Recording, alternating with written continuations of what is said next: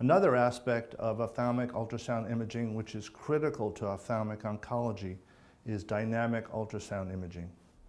Here we see various things that can only be seen with movement, like convection, after movements, intrinsic vascularity within the tumor, gravity-dependent movements, reflex movements, and it allows us to record the entire exam so that another physician can view it. Here's an example of asteroid hyalosis. You can see the material is moving with eye movements. That's called after movement. One of the most important findings in dynamic ultrasonography in ophthalmic oncology is intrinsic tumor vascularity. This is a choroidal melanoma, and you can see the twinkling inside. That's blood flow. Things like hemorrhage and other tumors won't necessarily have blood flow. It's not a diagnosis, but when you see that, you know that this tumor has blood vessels. Now look at this one. You see the intrinsic vascularity, and this eye is just filled with hemorrhage.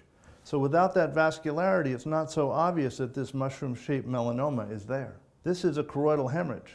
Here we have after movements. Look inside. It's not twinkling.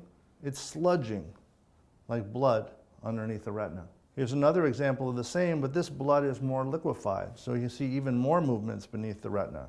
That's definitely not a solid tumor, and it's not a melanoma.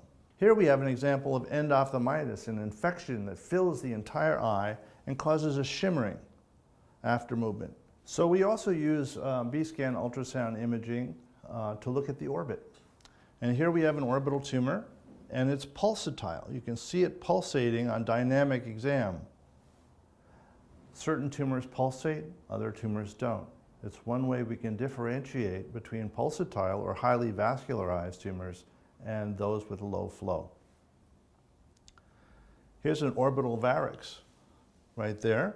You can see if you push on the eye with the B probe, you can reduce an orbital varix. It's another way to help make the diagnosis. And here's something more common with like a retinal hole, which you can clearly image with B-scan ultrasonography, helping to separate it from an exudative detachment from a rhegmatogenous detachment. And here's just an old retinal detachment that's a little jiggly. As you know, as the detachments get older, they get less mobile. So you can have an idea how long the retinal detachment's actually been there. Here's an old one. You see it doesn't move at all. Goes right back to the optic nerve and stiff as a board. Look at this one. Here we have a detachment that's slowly changing with eye movement. We call that shifting fluid. We see that with exudative tumors that are making fluid beneath the retina, and that turbid fluid shifts along with the movement of the eye.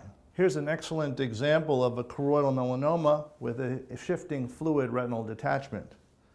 You see that the detachment will move when the eye moves. That's because there's no retinal hole for the fluid to get out. It's all underneath there like a blister. So in conclusion, dynamic ultrasound imaging allows us new views and better ways to understand the pathophysiology of the tumors that we see. On occasion, it helps us differentiate benign from malignant tumors, vascular from low-flow tumors.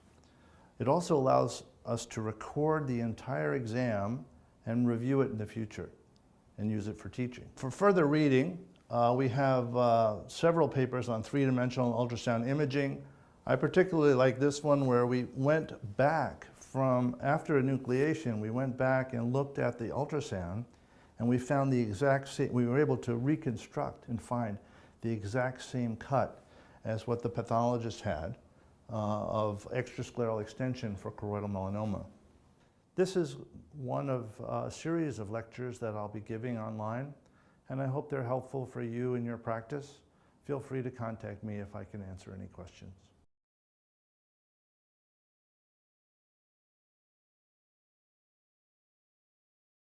I want to take a moment to thank you for your attention, and to thank the Eye Cancer Foundation, who supported much of the research presented in this lecture, and for their committed support for international multi-center cooperation in ophthalmic oncology.